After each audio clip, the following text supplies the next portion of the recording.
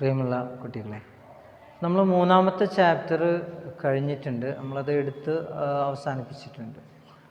അപ്പോൾ ഇനി അതിലുള്ള പ്രോബ്ലങ്ങൾ നമ്മൾ ഇൻറ്ററാക്ഷൻ്റെ സമയത്തും മറ്റുമായിട്ടൊക്കെ പ്രോബ്ലംസ് ചിലതൊക്കെ ചെയ്ത് നോക്കാറുണ്ട്. ഇനി കുറച്ചുകൂടി ഡീപ്പായിട്ട് പ്രോബ്ലംസിലേക്ക് പോകേണ്ടതുണ്ട്. ലിസൺ. അപ്പോൾ നോട്ട്സ് ഞാൻ നെക്സ്റ്റ് ക്ലാസ്സിൽ തൊട്ടടുത്ത ദിവസങ്ങളിലായിട്ട് തന്നെ നോട്ട്സ് നിങ്ങൾക്ക് അയച്ചു തരും. അപ്പോൾ നോട്ട്സ് എല്ലാവരും പകർത്തണം. അതിൽ പ്രോബ്ലംസ് ഉണ്ടായിരിക്കും. ഇനി അത് കൂടാതെ തന്നെ നമുക്ക് പ്രോബ്ലങ്ങൾ എങ്ങനെ ചെയ്യാം അതുകൂടി ഒന്ന് നോക്കാം. അപ്പം ഞാനിവിടെ ആദ്യം റെസിസ്റ്റേഴ്സ് കമ്പൈൻ ചെയ്യുന്ന ഒരു ഫോർമാറ്റിൻ്റെ പ്രോബ്ലം നമ്മൾ കളർ കോഡുമായി ബന്ധപ്പെട്ട് നമ്മൾ ഡിസ്കസ് ചെയ്താണ്, പ്രോബ്ലങ്ങളും ചെയ്താണ്. അതിന് റെസിസ്റ്റൻസ് കമ്പൈൻ ചെയ്യുന്നതുമായി ബന്ധപ്പെട്ടുള്ള പ്രോബ്ലങ്ങൾ എങ്ങനെ നോക്കാം. ഞാനൊരു റെസിസ്റ്റർ, ഒരു കോമ്പിനേഷൻ സർക്യൂട്ട് ഇവിടെ വരയ്ക്കാം.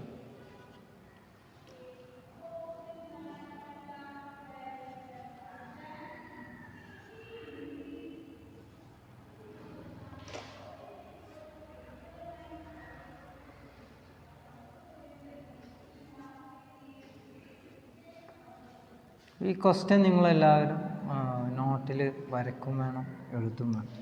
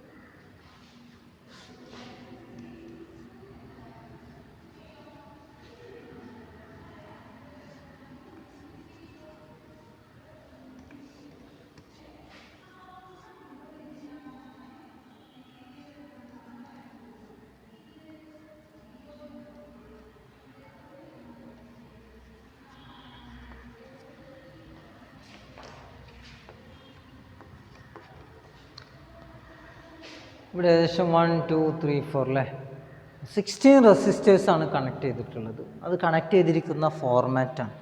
ഇതെല്ലാം ഇതിൻ്റെ എല്ലാം റെസിസ്റ്റേഴ്സ് എത്രയെന്ന് നമുക്ക് നോക്കാം.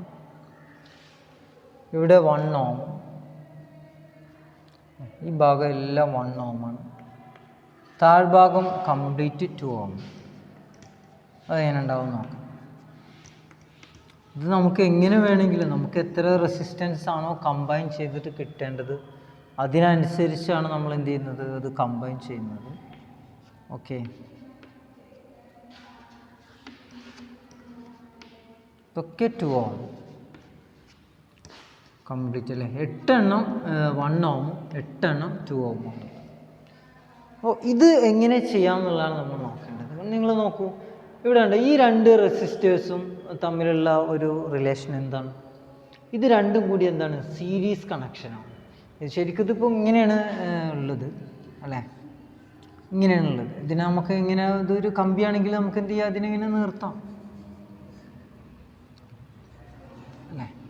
ഇതിങ്ങനെ വളച്ച് വെച്ചിരിക്കണമെന്ന് മാത്രമല്ലേ ഉള്ളൂ, അത്രേ ഉള്ളൂ ഇപ്പോൾ അത്. ഓക്കെ, അപ്പോൾ ഇത് രണ്ടും എന്താണ്, സീരീസ് കണക്ഷനാണ്. ഇനി നോക്കാം. അതേപോലെ തന്നെ താഴെയുള്ള ഈ 2 ohm 2 ohm എന്താണ്, സീരീസ് കണക്ഷൻ. പിന്നെ ഇവിടെ ഇത് 2 സീരീസ് കണക്ഷനാണ്, ഇത് 2 സീരീസ് കണക്ഷനാണ്. ഇത് 2 സീരീസാണ്, ഇത് 2 സീരീസാണ്. ഇത് 2 സീരീസാണ്, ഇത് 2 സീരീസാണ്. ഓക്കെ, ഇനി ഈ 4 എണ്ണമുള്ള ഒരു കോമ്പിനേഷൻ നോക്കും. ഈ ഒരു കോമ്പിനേഷൻ കണ്ടു നിങ്ങൾ, ഇത് രണ്ടും സീരീസാണ്. അപ്പോൾ ഇതിൻ്റെ ഇക്വേഷൻ എന്താ വരിക, R1 = R1 + R2 ആണ് വരിക. R1 + R2 പറഞ്ഞാൽ 1 ohm + 1 ohm = 2 ohm. ഇവിടെ 2 ohm ഉണ്ട്. അതുപോലെ ഇവിടെ എത്രയുണ്ട്, ഇവിടെ ഇതും സീരീസാണ്. 2 ohm + 2 ohm എത്രയാണ് ഇവിടെ കിട്ടുക, 4 ohm ആണ് ഇവിടെയും കിട്ടുക. അപ്പോൾ ഇത് ശരിക്കും ഇത് ഒരൊറ്റ റെസിസ്റ്റൻസായി കണക്കൂട്ടുകയാണെങ്കിൽ ഇത് രണ്ടും കൂടി കൂട്ടിക്കഴിഞ്ഞാൽ എത്ര ഉള്ളത്, 2 ohm ആണുള്ളത്. അപ്പോൾ 2 ohmൻ്റെ ഒറ്റ റെസിസ്റ്റൻസായി. ഈ സർക്കിൾ ചെയ്തിട്ടുള്ള ഭാഗം മാത്രമാണ് ഇപ്പോൾ ഒന്ന് റീഅറേഞ്ച് ചെയ്ത് വരയ്ക്കുന്നത്. ഈ താഴെയുള്ള റെസിസ്റ്റൻസ് എത്രയായി, 4 ohm അല്ലേ. ആ ചെരിവൊക്കെ നിർത്തി കഴിഞ്ഞാൽ ഇതാ ഈ ഒരു ഫോർമാറ്റ് കിട്ടും. ഇതേപോലെയുള്ള 3 കൂടിയാണ് അവിടെ ഉള്ളത്. അപ്പോൾ എന്തായി, ഇവിടെ ഒരു 2 Ohm, ഇതേപോലത്തെ 3 റെസിസ്റ്റേഴ്സാണ് ഇപ്പോൾ ഈ കാണുന്നത്. അപ്പോൾ ഇത് 4 കൂടി ഇതിന് സീരീസാണിത്, ഇതിന് സീരീസാണിത്, ഇതിന് സീരീസാണിത്. ഇത് 4 കൂടി എന്താ ഉള്ളത്, സീരീസ് കണക്ഷൻ. അപ്പോൾ ഒരെണ്ണം നമ്മൾ കണ്ടുപിടിക്കുക, ഒരൊറ്റ സർക്കിൾ നമ്മൾ കണ്ടുപിടിച്ചിട്ട് പിന്നീട് എന്ത് ചെയ്താൽ മതി, ആ 4 കൊണ്ട് എന്ത് ചെയ്താൽ മതി, ജസ്റ്റ് മൾട്ടിപ്ലൈ ചെയ്ത് തന്നെ എന്ത് ചെയ്യും, നമുക്ക് ആൻസർ കിട്ടും. അപ്പോൾ ഒന്നാമത്തെ ഭാഗത്ത് നോക്കാം. ഒന്നാമത്തെ ഭാഗത്ത് അല്ലേ, മുകൾ ഭാഗത്തെ ആൻസർ എങ്ങനെയാണ് കണ്ടുപിടിക്കുക. ജസ്റ്റ് സർക്കിൾ ഒഴിവാക്കുകയാണ്, കുറച്ച് ഡീറ്റെയിൽ ആയിട്ട് തന്നെ നോക്കാം. അപ്പോൾ ആദ്യം ഫസ്റ്റത്തത് എ എന്ന ഭാഗത്ത് ഈ 2 റെസിസ്റ്റൻസ് കൂട്ടിക്കഴിഞ്ഞാൽ കിട്ടുന്നത് R1 + R2 സീരീസ് കോമ്പിനേഷൻ ആയതുകൊണ്ട് 2 Ohm കിട്ടും അല്ലേ. ആ 2 റെസിസ്റ്റൻസും കൂടി, അതായത് ഇതും കൂടിയിട്ട് ഞാൻ എന്ത് ചെയ്യുന്നു, ഒരൊറ്റ റെസിസ്റ്റൻസ് ആയിട്ട് മാർക്ക് ചെയ്തിട്ടുണ്ട്. ഇനി രണ്ടാമത്തെ ഇവിടെ തന്നെ അല്ലേ, 2 Ohm + 2 Ohm, അവിടെ എത്ര കിട്ടുന്നു, 4 Ohm. 4 Ohm. ഇനി ഇതേപോലെ തന്നെ അടുത്തേലും കിട്ടുക.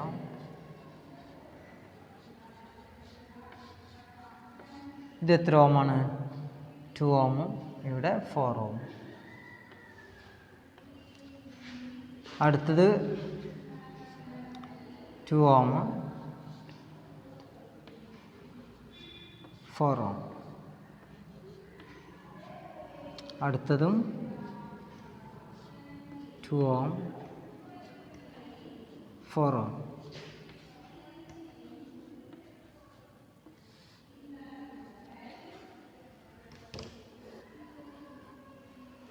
ഇത് കണ്ടോ, ഇങ്ങനെ കിട്ടും. ഇനി ഇതിനെ നമ്മൾ ഇത് രണ്ടും എന്താണ്, ഇത് രണ്ടും പാരലൽ കണക്ഷനാണ്, ഇത് രണ്ടും പാരലൽ കണക്ഷനാണ്, ഇത് രണ്ടും പാരലൽ കണക്ഷനാണ്, ഇത് രണ്ടും എന്താണ്, പാരലൽ കണക്ഷൻ. അപ്പോൾ ഇനി എങ്ങനെയാണ് ആൻസർ നോക്കുക.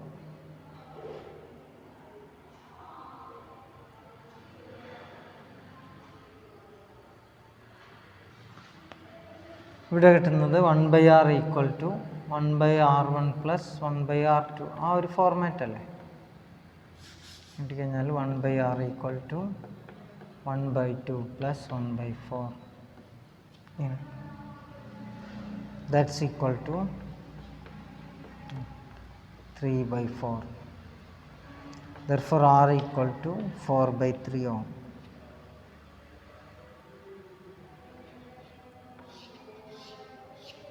= 1/2 + 1/4 = 3/4 ആണ്. 3/4 അല്ലേ, അപ്പോൾ R = ഇത് 1/R ആണ്. 1/R = 3/4 ആണ്. therefore R = 4/3. അപ്പോൾ ഇതിലൊരു റെസിസ്റ്റൻസ്, ഒരൊറ്റ സെക്ഷൻ എന്ന് പറയുന്നത് 4/3 ohms ആണ്. ദാറ്റ് പ്ലസ് ഇതേപോലെ 4 4/3 അല്ലേ, ഇൻറ്റു 4 ചെയ്താൽ മതി, 1 2 3 4 അല്ലേ, 4/3 × 4, that's equal to 16/3 Ohm. ഇങ്ങനെയാണ് കോമ്പിനേഷൻസ് നമ്മൾ ചെയ്യേണ്ടത്. ഏതൊക്കെ സീരീസ് ഏതൊക്കെ പാരലൽ എന്ന് ചെക്ക് ചെയ്യലാണ്. നമ്മൾ കപ്പാസിറ്റേഴ്സ് പഠിച്ചപ്പോൾ നമ്മൾ പറഞ്ഞിട്ടുണ്ടായിരുന്നില്ലേ, അതായത് ജോയിൻ്റ് ഒന്നും വരുന്നില്ലെങ്കിൽ, 2 റെസിസ്റ്റേഴ്സ് തമ്മിൽ ജോയിൻറ്റ്സ് ഒന്നും വരുന്നില്ലെങ്കിൽ, അവിടുന്ന് അങ്ങോട്ട് ബ്രാഞ്ചസ് ഒന്നും വരുന്നില്ലെങ്കിൽ അത് സീരീസാണ്. അപ്പോൾ ഇതിപ്പോൾ റെസിസ്റ്ററാണ്,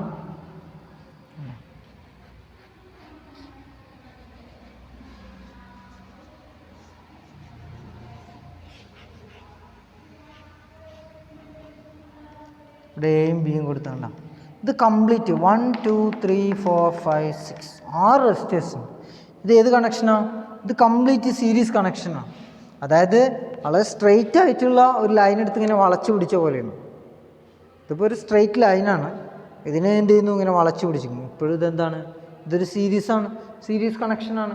ഓക്കെ, ഇനി ഇതിൻ്റെ ഇടയിൽ ഒരു ബ്രാഞ്ച് വരുന്നുണ്ടെങ്കിൽ എന്തായി, തെറ്റി. ബ്രാഞ്ച് വന്നു കഴിഞ്ഞാൽ 1 2 3, ഇത് 3 എന്താണ്, സീരീസാണ്.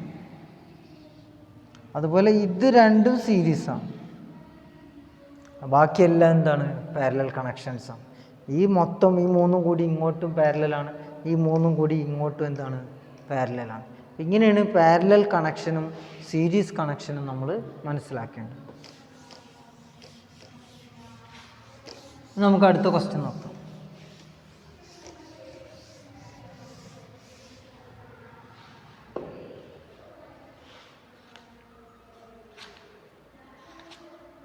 വീറ്റ്സ്റ്റോൺസ് പ്രിൻസിപ്പിളുമായി ബന്ധപ്പെട്ട ഒരു ക്വസ്റ്റ്യൻ ചെയ്യാൻ പറ്റുമോ നോക്കാം.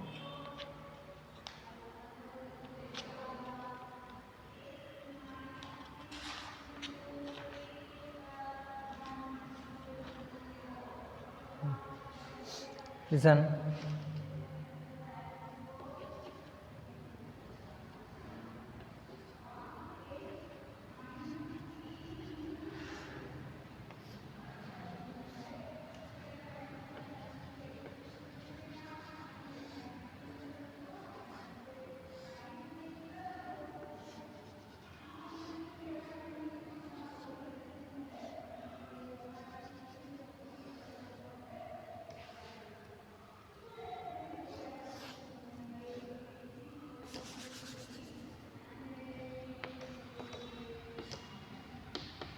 AB ഇവിടെ 5 ohm 10 ohm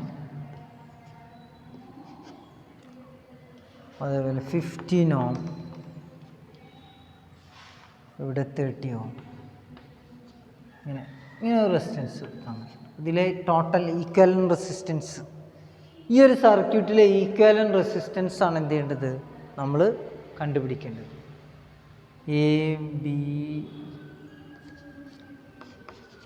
A B C D. ഇവിടെ ഒരു കാര്യം നോക്കാം, ഇത് ഏകദേശം എന്തിൻ്റെ രൂപമാണ്? ഇതൊരു വീറ്റ്സ്റ്റോൺസ് ബ്രിഡ്ജിൻ്റെ രൂപമാണ് അല്ലേ. വീറ്റ്സ്റ്റോൺസ് ബ്രിഡ്ജിൻ്റെ ഇതേപോലെ ബ്രിഡ്ജ് പോലെ സെറ്റ് ചെയ്തിട്ടുള്ള രൂപമാണ്. ഇനി ഈ വീറ്റ്സ്റ്റോൺസ് ബ്രിഡ്ജിനെ ഇതിനെ വേറൊരു ഫോർമാറ്റിലും കൂടി വരക്കാം. എങ്ങനെ വരക്കാം? വേണ്ട, ഇങ്ങനെ ഇത് വരക്കാം.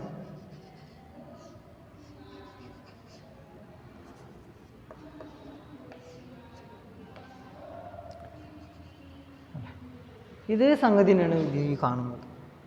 ഓക്കെ, അപ്പോൾ അത് നിങ്ങളുടെ മനസ്സിലെപ്പോഴും ഉണ്ടായിരിക്കണം. ഇങ്ങനെ വരച്ചാലും വീറ്റ്സ്റ്റോൺസ് ബ്രിഡ്ജിന്, ഇതേപോലെ വരച്ചാലും എന്താണ് വീറ്റ്സ്റ്റോൺസ് ബ്രിഡ്ജ്. അപ്പോൾ ലിസൺ, ഇവിടെ ഈ വീറ്റ്സ്റ്റോൺസ് ബ്രിഡ്ജിൻ്റെ പ്രത്യേകത ബ്രിഡ്ജ് ബാലൻസ് ചെയ്യണം അല്ലേ. ബ്രിഡ്ജ് ബാലൻസ് ചെയ്യുന്നത് എപ്പോഴാണ്? ഗാൽവനോമീറ്റർ 0 കാണിക്കുക എന്നുള്ളതാണ്. ഗാൽവനോമീറ്റർ 0 കാണിക്കപ്പോഴാണ്, ഗാൽവനോമീറ്റർ 0 കാണിച്ചാൽ എന്ത് സംഭവിക്കുക? Resistors are in the ratio P/Q = R/S. P/Q = R/S എന്ന ഫോർമാറ്റിലാവും. ഇവിടെ 5 ohm 10 ohm 15 ohm 13 ohm. ഇത് P/Q = R/S എന്ന ഫോർമാറ്റ് ആണോ? നോക്കൂ, P/Q = R/S. P/Q = R/S ഇങ്ങനെ തന്നെയാണ് ഉള്ളത്. നോക്കാം അല്ലേ. പിൻ്റെ സ്ഥാനത്ത് എഴുതാം 5, ക്യൂവിൻ്റെ സ്ഥാനത്ത് 10 = R/S 15/13 അല്ലേ. കറക്റ്റാണ്. P/Q = R/S എന്ന ഫോർമാറ്റിലാണ്. 5/10 അല്ലേ. ഇത് 1/2 ആണ്, ഇത് 1/2 ആണ്. അപ്പോൾ ഇവിടെ resistors are in the ratio P/Q = R/S ആണ്. P/Q = R/S ആകണമെങ്കിൽ ഗാൽവനോമീറ്റർ ബ്രാഞ്ച് എത്ര കാണിക്കണം? 0 കാണിക്കണം. അപ്പോൾ ഇവിടുത്തെ റെസിസ്റ്റൻസ്, ഇവിടെ ഗാൽവനോമീറ്റർ എത്ര ആയിരിക്കും? P/Q = R/S ആയതുകൊണ്ട് ഗാൽവനോമീറ്റർ കണക്ട് ചെയ്തിട്ടുണ്ടെങ്കിൽ ഇവിടുത്തെ ഗാൽവനോമീറ്റർ കറണ്ട് IG എത്ര ആയിരിക്കും? 0 ആയിരിക്കും. 0 ആയതുകൊണ്ട് തന്നെ ഈ ബ്രാഞ്ചിലേക്ക് കറണ്ട് വരാതിരിക്കാനുള്ള കാരണം എന്താണ്? Resistors are in the ratio P/Q = R/S ആണ്. അപ്പോൾ ഈ ബ്രാഞ്ചിലേക്ക് കറണ്ട് വരാത്തത് കൊണ്ട് ഈ ബ്രാഞ്ചിനെ നമ്മൾ എന്ത് ചെയ്യേണ്ടതില്ല? പരിഗണിക്കേണ്ടതില്ല. ഓക്കെ, അപ്പോൾ പിന്നെ നമുക്കിത് എന്തായി? ഈ കണക്ഷൻ എങ്ങനെയായി മാറി? ഇതേപോലെ ആ ബ്രാഞ്ച് ഇല്ല. പകരം ഇവിടെ 5 ohm, ഇവിടെ 10 ohm, ഇവിടെ 15 ohm, ഇവിടെ 13 ohm ഇങ്ങനെ വരാം. ഇതായി. ഇനി ഇതിൻ്റെ റെസിസ്റ്റേഴ്സ് കണ്ടുപിടിക്കുക അല്ലേ. ഇത് രണ്ടും സീരീസ് കണക്ഷനാണ്. 5ഉം 10ഉം കൂട്ടിക്കഴിഞ്ഞാൽ 15 ohm അവിടെ കിട്ടും. ഇനി താഴെ 15ഉം 30 ഉണ്ട് അല്ലേ, അത് കൂട്ടിക്കഴിഞ്ഞാൽ 45ഉം കിട്ടും. 45 ohm. ഇത് രണ്ടും പാരലലാണ്. അപ്പോൾ 1/R = 1/15 + 1/45. 1/R = 1/15 + 1/45 അല്ലേ. ഇതെങ്ങനെ ചെയ്യാം? 1/R = 15 plus 45 അല്ലേ 15 45 plus 15 45 plus 15 divided by 45 into 50.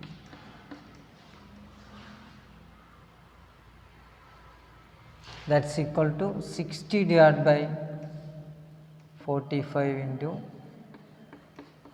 15. ഇത് 1/r ആണ്. അപ്പോൾ r ഈക്വൽ ടു എന്താവും? r equal to 45 into 15 divided by 60. That's equal to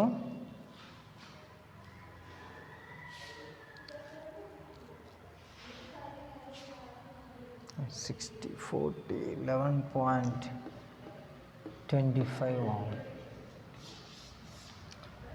ഇപ്പോൾ ഗാൽവനോമീറ്റർ ഇല്ലെങ്കിലും എന്തായിരിക്കും? റെസിസ്റ്റേഴ്സ് P/Q = R/S എന്ന ഫോർമാറ്റിലാണെങ്കിൽ ആ ഗാൽവനോമീറ്റർ കണക്ട് ചെയ്യേണ്ട ബ്രാഞ്ച് എവിടെയാണോ അവിടെ എന്തായിരിക്കും? അവിടുത്തെ ആ ബ്രാഞ്ചിലെ കറണ്ട് എന്തായിരിക്കും? 0 ആയിരിക്കും. അപ്പോൾ അത്തരമൊരു കേസിൽ പിന്നെ നമ്മളതിനെ പരിഗണിക്കേണ്ട ആവശ്യമുണ്ടോ? പിന്നെ നമ്മൾ എന്ത് ചെയ്യേണ്ട ആവശ്യമില്ല, അതിനെന്ത് ചെയ്യേണ്ട ആവശ്യമില്ല, പരിഗണിക്കേണ്ട ആവശ്യമില്ല. അതുപോലെ തന്നെ മറ്റൊരു കാര്യമുള്ളത് VI ഗ്രാഫ് അല്ലേ, ഞാൻ നേരത്തെ പറയാൻ വിട്ടുപോയതാണ്. വോൾട്ടേജ് കറണ്ട് ഗ്രാഫ് VI ഗ്രാഫാണ്. VI ഗ്രാഫ് എക്സ് ആക്സിസിൽ വോൾട്ടേജും Y ആക്സിസിൽ കറണ്ടും, എക്സ് ആക്സിസിൽ വോൾട്ടേജും Y ആക്സിസിൽ കറണ്ടും വരുന്ന ഗ്രാഫാണ് എന്ത്? VI graph. ഇതിൻ്റെ സ്ലോപ്പ് എപ്പോഴും എന്തായിരിക്കും? റെസിസ്റ്റൻസ് ആയിരിക്കും. ഇതിൻ്റെ സ്ലോപ്പ് എന്തായിരിക്കും? റെസിസ്റ്റൻസ്. സ്ലോപ്പ് എന്ന് പറയുന്നത് ഇങ്ങനെ ഈ ചെരിഞ്ഞ ഭാഗം എന്തായിരിക്കും? റെസിസ്റ്റൻസ് ആയിരിക്കും. അപ്പോൾ റെസിസ്റ്റൻസ് ഈ V/I ചെയ്തു കഴിഞ്ഞാൽ V/I ചെയ്തു കഴിഞ്ഞാലാണ് എന്ത് ചെയ്യുക? ബൈ ഓംസ് ലോ റെസിസ്റ്റൻസ് കിട്ടുക. ഇതിങ്ങനെ ഒരു കോൺസ്റ്റൻ്റ് ആയിട്ട് ഇങ്ങനെ പോയിക്കൊണ്ടേയിരിക്കും. കാരണം എന്താ? വോൾട്ടേജ് ഈസ് പ്രൊപ്പോർഷണൽ ടു കറണ്ടാണ്. അപ്പോൾ വോൾട്ടേജ് കൂടുന്നതിനനുസരിച്ച്, ഇപ്പോൾ വോൾട്ടേജ് ഇവിടെ 1 ആണെങ്കിൽ, വോൾട്ടേജ് 2 ആണെങ്കിൽ കറണ്ട് 1 ആയിരിക്കും. വോൾട്ടേജ് 4 ആണെങ്കിൽ കറണ്ട് 2 ആയിരിക്കും. വോൾട്ടേജ് 8 ആണെങ്കിൽ കറണ്ട് 4 ആയിരിക്കും. ഇങ്ങനെ ഈ ഒരു ഇതിലിങ്ങനെ കോൺസ്റ്റൻ്റ് ആയിട്ട് പോകുന്ന ഗ്രാഫാണ് എന്ത്? VI graph. അപ്പോൾ അത് വോൾട്ടേജും കറണ്ടും തമ്മിലുള്ള ഗ്രാഫാണ്. അപ്പോൾ അതിൻ്റെ സ്ലോപ്പ്, VI ഗ്രാഫിൻ്റെ സ്ലോപ്പാണ് എന്ത്? സ്ലോപ്പാണ് റെസിസ്റ്റൻസ്. സ്ലോപ്പ് എന്ന് പറയുന്നത് ഇതേപോലെ ഈ ചെരിഞ്ഞ ഭാഗത്തിനാണ് നമ്മൾ എന്ത് പറയുന്നത്? സ്ലോപ്പ് എന്ന് പറയുന്നത്. ഓക്കെ, അപ്പോൾ ഇത്രയും കാര്യങ്ങളാണ്. ബാക്കി കാര്യങ്ങൾ നമുക്ക് ഇൻട്രാക്ഷൻ്റെ സമയത്ത് ഡിസ്കസ് ചെയ്യാം. ഇനി കുറച്ചുകൂടി പ്രോബ്ലംസ് ഇതിലുണ്ട്. ഈ ചാപ്റ്ററിൻ്റെ ഏറ്റവും വലിയ പ്രത്യേകത ഇത് ലാബാണ്. ഈ ചാപ്റ്ററിൽ നിന്ന് മാത്രം 5 എക്സ്പെരിമെൻ്റാണ് ചെയ്യാനുള്ളത്.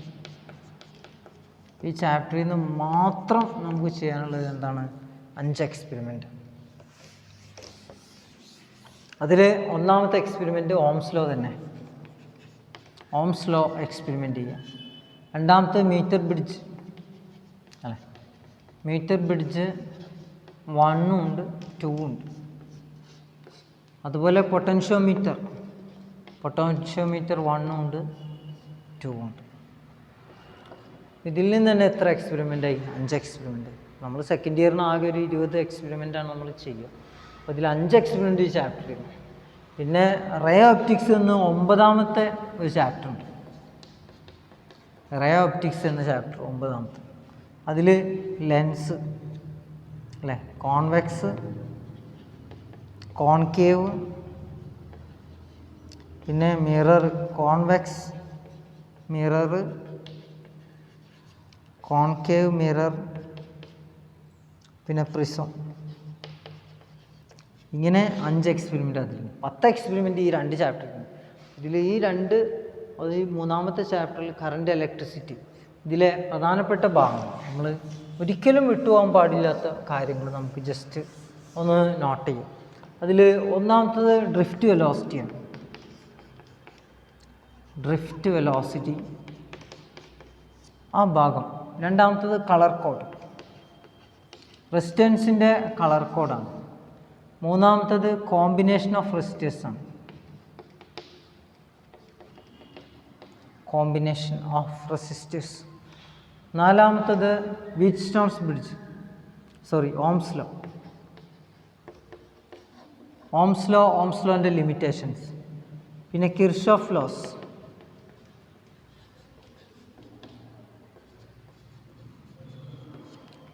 വീറ്റ്സ്റ്റോൺസ് ബ്രിഡ്ജ്,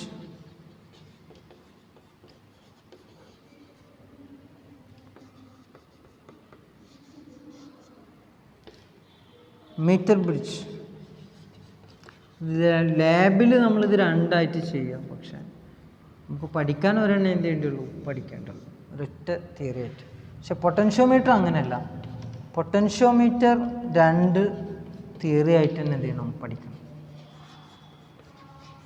പൊട്ടൻഷ്യോമീറ്റർ അല്ലേ, comparing EMF 1 and 2, comparing EMF ഉണ്ട്, ഫൈൻഡിങ് ഇൻറ്റേർണൽ റെസിസ്റ്റൻസും. ഇതാണ് നിങ്ങൾ ഇത്രയും കാര്യങ്ങളുണ്ട്. നിങ്ങൾ ഇതിൽ നിന്നാണ് എക്സാമിന് ചോദിക്കുന്ന ഭാഗങ്ങളാണ് എഴുതിയിട്ടുള്ളത്. 1 2 3 4 5 6 7 8. ഈ ഒരു ചാപ്റ്ററിന് ഏകദേശം 7 to 8 മാർക്സിനൊക്കെയാണ് ക്വസ്റ്റ്യൻസ് ഉണ്ടായിരിക്കുക. അത് നിങ്ങളിത് പഠിച്ചു കഴിഞ്ഞാൽ ഇപ്പോൾ 8 മാർക്കിനാണ് ക്വസ്റ്റ്യൻ വരുന്നതെങ്കിൽ അതിൻ്റെ ഒരു 75%, അതായത് ഒരു 6 മാർക്കെങ്കിലും ഈ ഒരു 4-5 കാര്യങ്ങളിൽ തന്നെ ഉണ്ടായിരിക്കും. ഓക്കെ, അപ്പോൾ ഇനി വിശദമായിട്ട് പിന്നീട് പറയാം. Thank you.